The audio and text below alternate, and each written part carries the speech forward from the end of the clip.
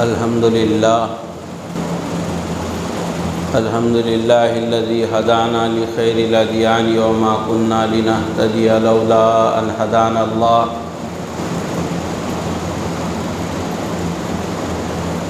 وأكمل لنا ديننا وأتم علينا نعمته ورضي لنا الإسلام دينا.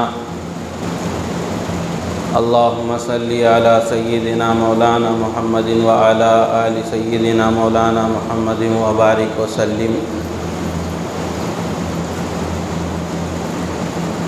قال الله سبحانه وتعالى: أعوذ بالله من الشيطان الرجيم. بسم الله الرحمن الرحيم. يا أيها الذين آمنوا كتب عليكم الصيام كما كتب على الذين من قبلكم لعلكم تتقون. صدق اللہ مولانا العظیم. میرے نہایت واجب الاحترام بزرگوں، عزیز نوجوان ساتھیوں،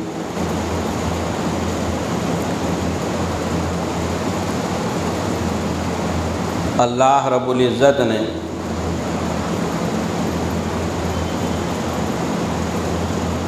انسان کے اندر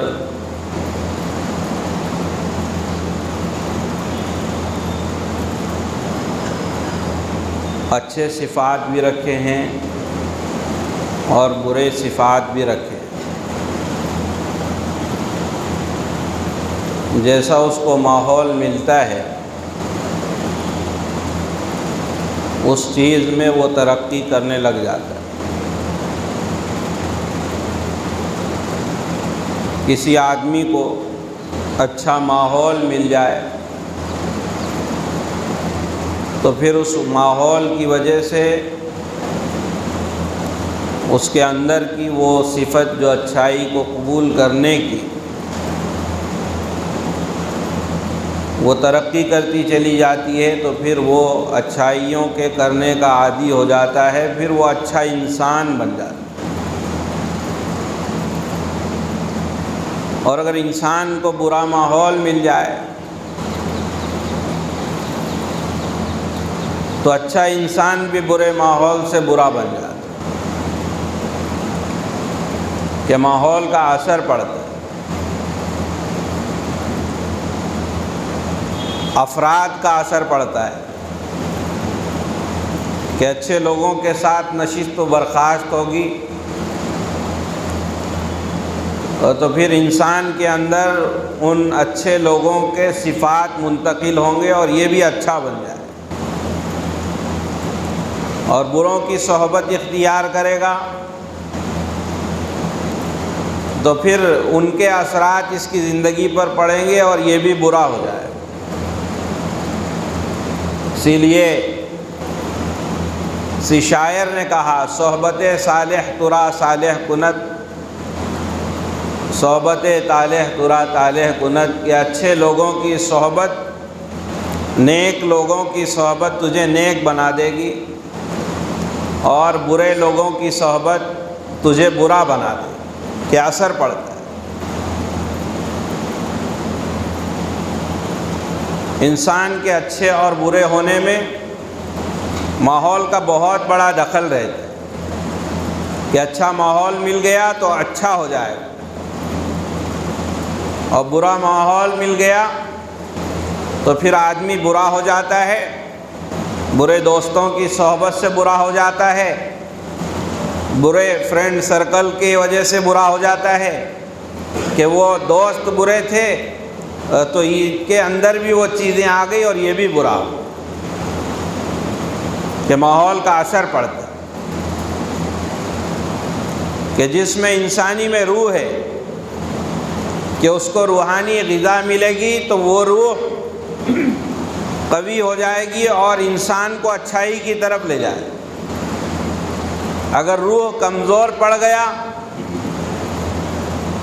اور اس کے اندر کی حیوانیت جاگ گئی تو پھر یہ انسان دکھے گا کہ اس کے آنکھ انسان کے ہیں، دکھے گا کہ اس کے کان انسان کے ہیں، دکھے گا کہ اس کے ہاتھ انسان کے ہیں، دکھے گا کہ جسم کے اعضاء اس کے انسان کے ہیں، لیکن یہ انسان نہیں ہوگا، یہ بھیڑیا ہو جائے گا، کیونکہ اس کے اندر روح کمزور پڑ گیا اور حیوانیت قوی ہو گئی۔ ایک حیوانیت ہے وہ قوی ہو گئی، تو پھر روح کمزور ہونے کے بعد حیوانیت قوی ہو جائے تو پھر یہ انسان ہر برائی کا عادی ہو جاتا ہے اور ہر بھلائی سے کوسوں دور ہو جاتا ہے۔ کہ اب یہ روح کیسے قوی ہوگا، کہ اس کے اندر طاقت کیسے آئے گی؟ اس کے لیے میرے دوستو، بزرگوں، عزیزو، اللہ نے یہ مبارک مہینہ عطا فرمایا ہے۔ دراصل یہ مبارک مہینہ ہم سب کے لیے ایک عملی مشق کا مہینہ ہے کہ اس مبارک مہینے کے اندر اللہ رب العزت ہمیں عملی مشق پر ڈال رہے ہیں کہ دیکھو یہ مبارک مہینہ ہے جس کو رمضان المبارک کہا جاتا ہے، اور رمضان کے معنی ہی آتے ہیں سخت جھلسانے والی چیز، کہ سخت گرم چیز، کہ رمضان المبارک کے روزے جب سب سے پہلے فرض ہوئے تھے تو وہ زمانہ سخت گرمی کا تھا، اس وجہ سے اس مہینے کو رمضان المبارک کہا جاتا ہے۔ اور اللہ نے اسی مبارک مہینے کے اندر اپنا آخری کلام ہدایت نازل فرمایا، جس کے اندر روحانیت کا علاج ہے، جس کے اندر روحانیت کا علاج ہے۔ شہر رمضان الذی انزل فیہ القرآن، کہ یہ وہ مہینہ ہے جس میں اللہ نے قرآن کو نازل فرمایا، کہ یہ وہ مہینہ ہے جس میں اللہ نے آخری کلام ہدایت کو نازل فرمایا، یہ وہ مہینہ ہے جس میں اللہ نے اپنے آخری نبی کے قلب اطہر پر اپنی آخری کتاب کو نازل فرمایا، کہ یہ وہ کتاب ہے جو قوموں کی ہدایت کے لیے اتری ہے، قوموں کی رہبری کے لیے اتری ہے، قوموں کو راستہ دکھانے کے لیے اتری ہے۔ اس میں مردہ دلوں کا علاج ہے، اس میں انسانوں کی پوری رہبری اور رہنمائی ہے۔ اللہ رب العزت نے اس مہینے میں نازل فرمایا کہ اس مہینے کے اندر اللہ نے رسول اللہ صلی اللہ علیہ وسلم نے شعبان کے مہینے میں جو خطبہ دیا ہے، جس کو حضرت سلمان فارسی رضی اللہ تعالی عنہ نے نقل کیا ہے، حدیث کی کتابوں میں آتا ہے کہ شعبان کے آخری تاریخ میں رسول اللہ صلی اللہ علیہ وسلم نے ہمارے سامنے خطبہ دیا اور اس میں رمضان المبارک کے فضائل بیان فرمائے، اس میں اس مہینے کی اہمیت اور عظمت کو بیان فرمایا، اس مہینے کے اندر نیکیوں کا بھاؤ کیسے بڑھتا ہے اس کو بیان فرمایا۔ اس مہینے کے اندر دو اہم عبادات جو ہیں اس کا ذکر فرمایا کہ اس مہینے کے اندر دو اہم عبادات کیا ہیں، ایک تو دن کا روزہ ہے اور رات کی تراویح۔ روزے کی فرضیت کو بھی بیان فرمایا اور رات کی عبادت کو وہ سنت قرار دیا کہ دن میں روزہ فرض ہے ہر بالغ پر، مرد اور عورت پر۔ عورت کے مخصوص ایام ہوں تو اس پر روزہ فرض نہیں، باقی سارے ایمان والوں پر، دنیا کے اندر کہیں رہتے ہوں، چاہے مشرق میں رہتے ہوں، شمال میں رہتے ہوں، جنوب میں رہتے ہوں، دنیا کے کسی خطے میں رہتے ہوں، چاہے وہ امیر ہوں، چاہے وہ غریب ہوں، چاہے وہ کھیتی باڑی کرنے والے ہوں، چاہے وہ ملازم ہوں، چاہے وہ تاجر پیشہ ہوں، چاہے وہ کسی اور شعبے کے اندر ہوں، ہر ایک پر روزے کو فرض قرار دیا۔ اور اللہ رب العزت نے فرمایا کتب علیکم الصیام کما کتب علی الذین من قبلکم لعلکم تتقون، کہ ان روزوں کو تم پر جو فرض کیا گیا ہے یہ پچھلی امتوں پر بھی فرض تھے، لیکن ان روزوں کی کیفیت کیا تھی وہ الگ، اس کی تفصیل کا موقع نہیں، لیکن روزے تو پچھلی امتوں پر بھی فرض تھے، صرف آپ پر فرض نہیں ہیں، صرف حضرت محمد صلی اللہ علیہ وسلم کی امت پر فرض نہیں ہے، بلکہ پچھلی جو امتیں آئی ہیں ان پر بھی ہم نے روزوں کو فرض کر دیا۔ اب فرض کیا تو کیوں فرض کیا؟ کیا اللہ کے خزانے میں اناج کا اسٹاک کم ہو جاتا ہے؟ کیا اس کے خزانے میں کمی آ جاتی ہے کہ بندوں کو 1 مہینہ بھوکا رکھ کر اس کے برابری اور اس کی تلافی کر لی جائے؟ نہیں میرے بھائیو، دوستو، بزرگوں، روزہ وہ کسی کمی کی وجہ سے نہیں ہے۔ اللہ فرماتے ہیں کہ ہم نے اس لیے تم پر روزہ فرض کیا اور یہ مہینہ اس لیے دیا ہے تمہاری تربیت بھی ہو جائے، تمہاری تعلیم بھی ہو جائے، تمہارے اندر اللہ کا خوف پیدا ہو جائے، لعلکم تتقون، تم خوف خدا کے ساتھ زندگی گزارنے والے بن جاؤ۔ یہ روزے کا مقصد ہے۔ جس طرح آپ نے سحر کھائی ہے، آج صبح کو اٹھ کر اور نیت کر لی کہ میں اللہ روزہ رکھتا ہوں آپ کے لیے، آپ اس کو قبول فرما لیجئے۔ ایک بات یہ سن لیں کہ کوئی آدمی پہلی سحر میں ہی سارے روزوں کی نیت کر لے تو بھی ہو جائے گا۔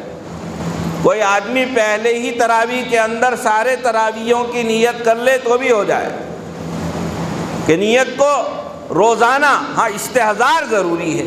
جب اٹھتا ہے آدمی سحر کھا رہا ہے تو اس کا کھانے کا عمل ہی بتا رہا ہے کہ یہ روزہ رکھنا چاہتا ہے۔ کوئی آدمی روزہ رکھنے والا نہ ہو تو وہ تھوڑی سحری کرے گا، تو اس کا عمل بتا رہا ہے کہ اب اس نے نیت کر لیا اور سحر کر لیا، اب دن ڈھل گیا اور سخت گرمی کے اندر محنت مزدوری کرنے والا تھا، وہ تھکا ہارا اپنے کام سے واپس لوٹ کر آیا، گلے کے اندر پیاس کی وجہ سے کانٹے چبھ رہے ہیں، شدید پیاس لگا ہوا ہے، پانی اس کے پاس میسر ہے، ٹھنڈا فریج میں بوتل بھرے رکھے ہیں، کوئی کمرے میں نہیں ہے، بیوی اپنے کام میں مشغول ہے، بچے اسکول گئے ہوئے ہیں، کوئی اس کو دیکھنے والا نہیں ہے، یہ تنہا ہے، اس پر کوئی رکاوٹ نہیں ہے، پیاس کی وجہ سے کانٹے اس کے حلق میں چبھ رہے ہیں۔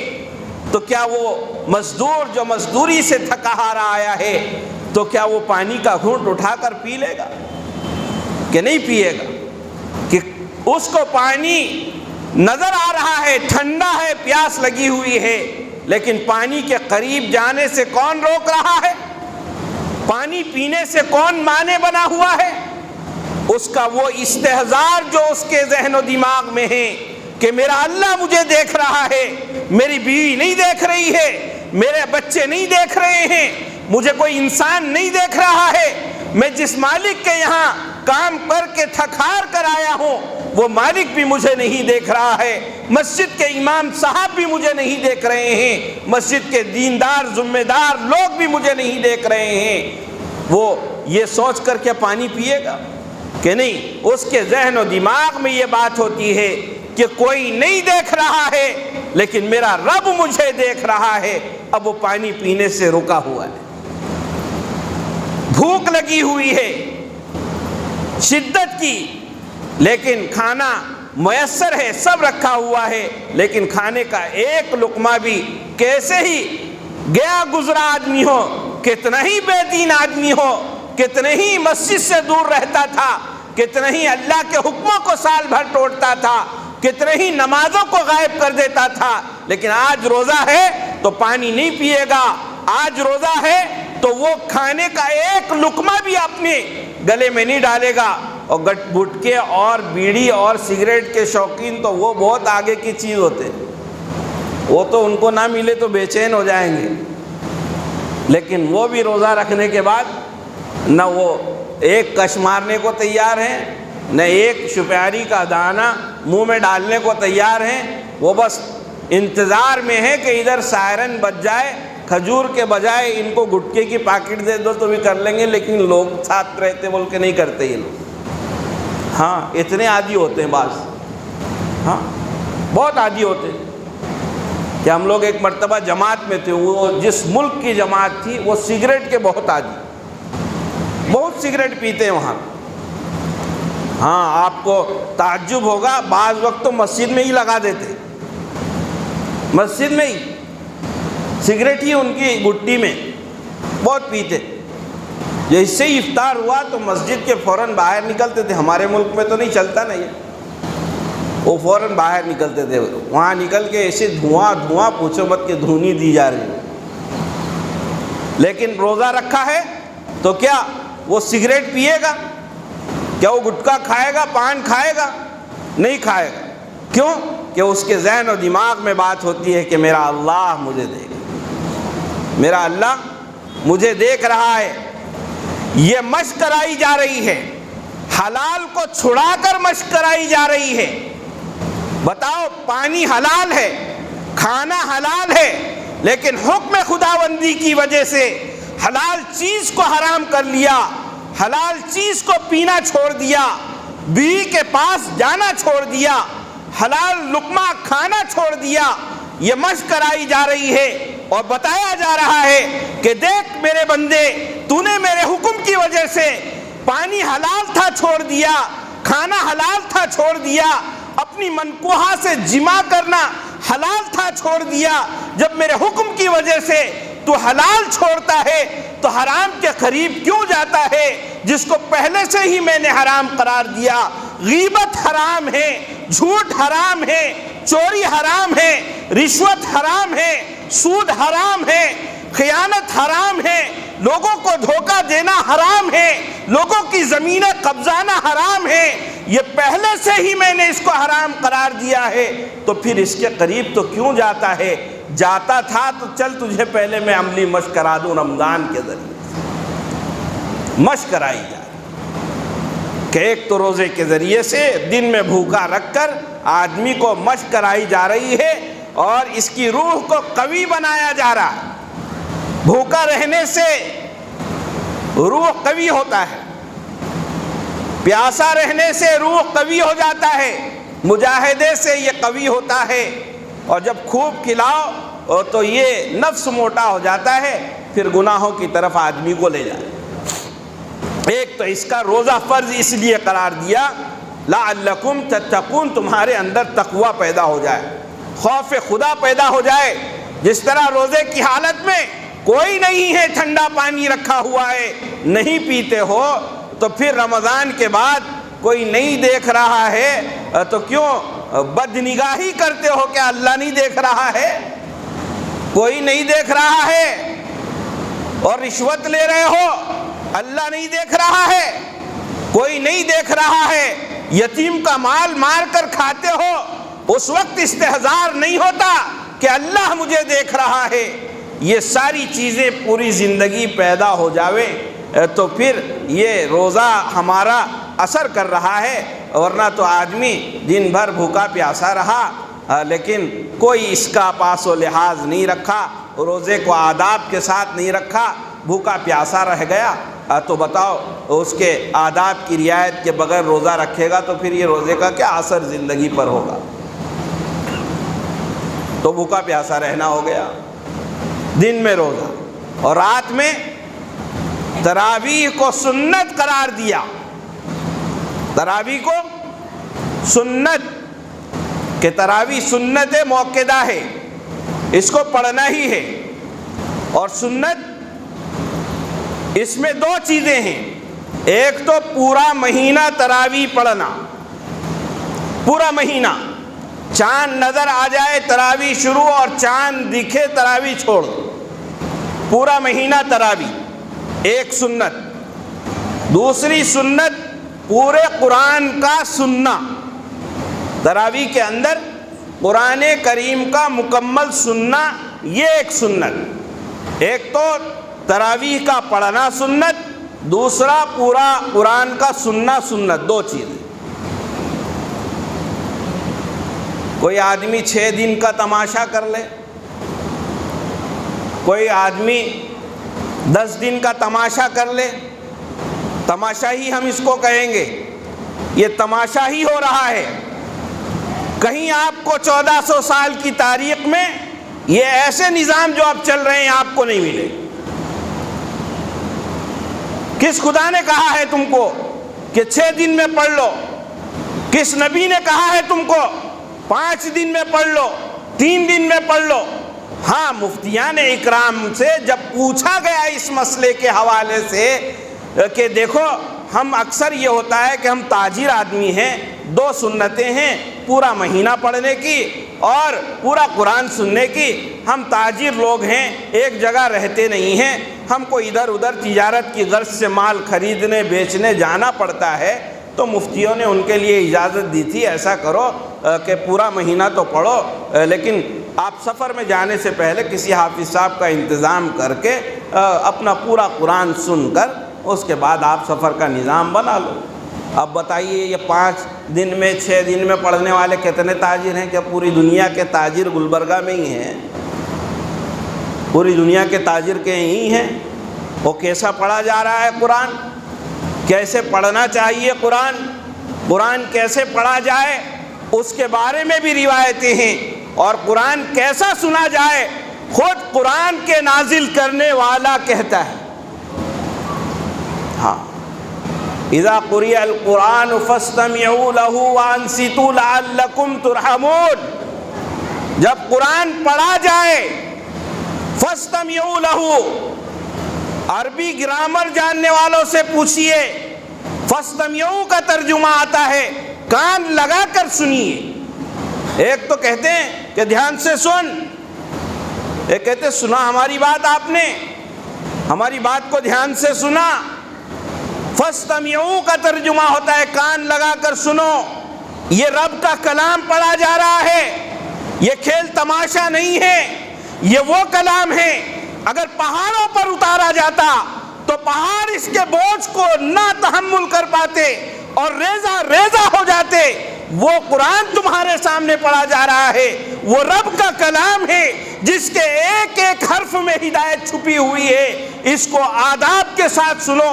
ایسا نہیں کہ یہاں قرآن پڑھنے والا قاری پڑھ رہا ہے اور یہ صاحب ہیں کہ پیچھے موبائل لیے بیٹھے ہوئے ہیں اور ادھر امام صاحب رکوع کر رہے ہیں، اس وقت دوڑے ہوئے آ کر رکوع میں شامل ہو رہے ہیں، اور 10 دن کے بعد 6 دن کے بعد یہ کہہ رہے ہیں کہ ہم تو فارغ ہو گئے۔ میرے بھائی، کس نے کہا تم کو فارغ ہو گئے؟ کس نے کہا ایسی تراویح پڑھنے کے لیے؟ اور کس نے کہا ایسی تراویح پڑھانے کے لیے؟ پڑھانے والوں کے لیے بھی بولتے، کس نے کہا پڑھانے کے لیے اور کس نے کہا پڑھنے کے لیے؟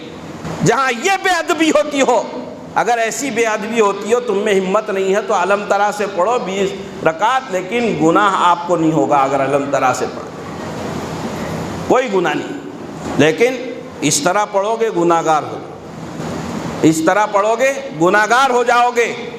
فاستمعوا له وانصتوا لعلکم ترحمون، اور خاموش رہو۔ قرآن کا حکم ہے کہ جب قرآن پڑھا جائے اور سے کان لگا کر سنو اور خاموش رہو۔ اب کوئی کام نہیں کرنا ہے، صرف ادھر سننا ہے، سننا ہی تمہارا کام ہے۔ اس کا ایک ایک حرف تمہارے دلوں کے اندر ایسا چلا جائے گا کہ پھر آپ دیکھو گے کہ اللہ کے کلام کا اثر آپ کی زندگیوں پر پڑے، کہ یہ 2 چیزیں ہیں، ایک تو دن کا روزہ اور رات کی تراویح، اور یہ رات کی تراویح کو سنت قرار دیا کہ یہ سنت موقدہ ہے، اور یہ 2 سنتیں اس کے اندر ہیں، ایک تو پورے قرآن کا سننا اور پورا مہینہ پڑھنا۔ ہاں، اگر آپ تاجر ہیں، ہر رمضان میں آپ کو سفر کی ضرورت پیش آتی ہے تو آپ اپنے طور پر اپنے گھر کے اندر یا کہیں اور سہولت کی جگہ آپ کسی اچھے حافظ صاحب کو بلائیں، بلا کر ان سے درخواست کریں کہ آپ روزانہ ہمیں 3 پارے پڑھائیں، اور 3 پارے بھی ایسے نہیں کہ یہاں کا نعبد وہاں کا نستعین، یعلمون تعلمون چل رہے ہوں، پڑھو ہوا ختم، ایسے نہیں۔ قرآن اگر ایسے پڑھیں گے سننے والے پہ بھی لعنت کرے گا، پڑھنے والے پہ بھی لعنت کرے گا، دونوں پہ لعنت۔ تو آپ آرام سے پڑھیے، اپنی مسجد میں پڑھیے، آپ تاجر نہیں ہیں، اور تاجر اگر یہیں رہ کر دکان کا کاروبار کرنا ہے تو مر مٹنے کا مہینہ ہے، 1 مہینہ کیا ہوگا جو اللہ پالنے کی ذمہ داری لے رہا ہے، تم کاہے کو مرمرا رہے ہو؟ 1 مہینہ قربان نہیں کر سکتے؟ وبائی بیماری آئی تو جوتے مار کر پولیس نے گھر میں بٹھایا اور بیٹھے رہے، تو اللہ کے لیے 1 مہینہ مر مٹنے کا ہے۔ مر مٹنے کے مہینے کے اندر بھی ہم کیلکولیشن کر رہے ہیں، وہ تو بغیر حساب کے دینے کو تیار ہے۔ اس لیے خوب اطمینان کے ساتھ اپنی مسجد میں پڑھیے، اگر آپ تاجر نہ ہوں تو اس کے اندر آپ سکون سے 1.25 پارہ پڑھیے، انشاءاللہ بڑا فائدہ ہوگا۔ اور اسی کا معمول بھی بنائیے اور اسی پر اپنے آپ کو کھڑے بھی کیجئے کہ اطمینان سے اللہ کے کلام کو دھیان توجہ سے سنیں۔ اللہ تعالی ہم سب کو عمل کی توفیق عطا فرمائے۔ دیکھو، ایک تو روزہ اور ایک تراویح، تیسرا کیونکہ اس ماہ مبارک کے اندر ہم لوگوں کے حساب کتاب مکمل کر کے اسی مہینے میں زکوٰۃ بھی نکالتے ہیں۔ زکوٰۃ کے بہت سارے مصارف ہیں، آپ حضرات کو انشاءاللہ کسی جمعہ میں اس کو بھی میں آپ کی خدمت میں عرض کروں گا۔ وہ نصاب اس کے ہیں، اس کا نصاب ہے، اس کے مصارف ہیں، وہ ساری چیزوں پر انشاءاللہ ہو سکا تو اگلی جمعہ میں آپ حضرات کی خدمت میں عرض کروں۔ ایک تو اس کا نصاب ہے، اس کا مصرف ہے کہ کن کن کو دیا جائے۔ عام طور سے اپنے غریب رشتہ دار سب سے پہلے اس کے مستحق ہیں۔ اپنے قریبی رشتہ دار جو غریب ہیں اور محتاج ہیں، ضرورت مند ہیں، وہ اس کے زیادہ مستحق ہیں۔ اس کے بعد جو ہمارے اس ملک میں مدارس اسلامیہ ہیں، جو تحفظ ایمان کے قلعے ہیں، یہ مدارس اسلامیہ یہ ہمارے ایمان کے تحفظ کے قلعے ہیں۔ جب تک یہ قلعے محفوظ ہیں، اس ملک کے مسلمانوں کے ایمان، اس ملک کے مسلمانوں کا شعائر اسلام وہ محفوظ ہے، اس لیے کہ وہیں سے علماء آئیں گے، وہ منبر و محراب سے آپ کو قال اللہ و قال رسول کی صدائیں سنائیں گے، وہ آپ کو قرآن سنائیں گے۔ مسجد کے محرابوں سے آپ کو تلاوت کی جو آوازیں آتی ہیں وہ مدارس ہی کا دین ہے۔ اذان کے کلمات جو آپ کے کانوں میں پڑتے ہیں وہ مدارس ہی کا دین ہے۔ جو بھی مدارس کے جو یہاں پر سفرا آئیں، جس کا اعلان مسجد کے امام صاحب کریں تصدیق کے بعد، تو آپ ان حضرات کا تعاون ضرور بھی ضرور کریے۔ اور اگر نہیں دے سکتے آپ مت دیجئے، محبت کے دو لفظ بولیے۔ چلانے والے تو اللہ ہی ہیں، لیکن ان کے ساتھ بد اخلاقی مت کریں، بدتمیزی مت کریے، ورنہ اللہ کی پکڑ آ جائے گی تو پھر جو ہاتھ دینے کے لائق ہیں مانگنے والے بن جائیں گے۔ اس لیے اپنے آپ کو بچائیں، نہیں دینے مت دیجیے، آپ سے کوئی زور زبردستی نہیں، آپ مت دیجیے۔ لیکن ان کے ساتھ بحث میں بہت آ رہے، ہر نماز میں آ رہے، تو ہر نماز میں دے رہا ہے بابا، تو نہیں دینے والے ہی بولتے ہر نماز میں آ رہے کہتے تم ہر نماز میں دے رہے۔ لیکن الحمدللہ ہماری اس مسجد کے اندر تو کوئی ایسا مسئلہ نہیں ہے، لیکن بعض جگہ ستاتے ہیں۔ اللہ جزائے خیر دے، یہاں والوں نے بہت تعاون کیا، ہر مدرسے والوں کو تعاون کیا، اللہ سب کے تعاون کو قبول فرمائے۔ ابھی ترکی والوں کو بھی تعاون کیا، اللہ ان کے بھی تعاون کو قبول فرمائے۔ مدارس والے آئیں گے، وہ سال میں ایک مرتبہ آتے ہیں، وہ آپ حضرات کی زکوٰۃ، صدقات اور عطیات وہ ان کو دے دیجئے۔ مہمانان رسول پڑھتے ہیں اس میں، وہ آپ کے پیسے وہاں دے دیں، اپنے رشتہ داروں کو دے دیں، اور بھی بہت ساری تنظیمیں کام کرتی ہیں ان کو دے دیں۔ اللہ تعالیٰ ان آپ تمام کے دینے کو، اس پورے رمضان کو، آج شروعات ہے، آج سے ہی دینا شروع کر دو، آج سے ہی دینا شروع کرو۔ آج ایک مدرسے والے آ گئے ہیں، مدرسۃ الفلاح افضل پور کا لڑکوں کا مدرسہ ہے، ایسے ہی لڑکیوں کا مدرسہ بھی ہے اسی مدرسے کے تحت میں۔ تو یہ دو مدرسے لڑکے اور لڑکیوں کے یہ لوگ چلاتے ہیں۔ تقریباً مدرسے کا خرچ لڑکے اور لڑکیوں کا دونوں ملا کر تقریباً 20 لاکھ سے زائد ہے۔ اس لیے آپ حضرات سے درخواست ہے کہ آج شروعات ہے، پہلا روزہ ہے، یہ جیسے بدنی عبادت شروع کی ہے، مالی عبادت بھی شروع کیجئے، اور جو ہو سکتا ہے آپ اپنے طور پر اس مدرسے کو ضرور بھی ضرور تعاون کر کے جائیں۔ اللہ تعالیٰ آپ حضرات کے تعاون کو بے انتہا قبول فرمائے، اور اللہ تعالیٰ اس مبارک مہینوں کو ہمارے لیے سلامتی والا بنائے، اور ہمیں بھی صحت عافیت سے اس مہینے میں رکھے، تاکہ پورے رمضان حشاش بشاش ہو کر نیک کاموں میں ہم اپنے آپ کو لگائیں۔ وآخر دعوانا ان الحمد للہ رب العالمین۔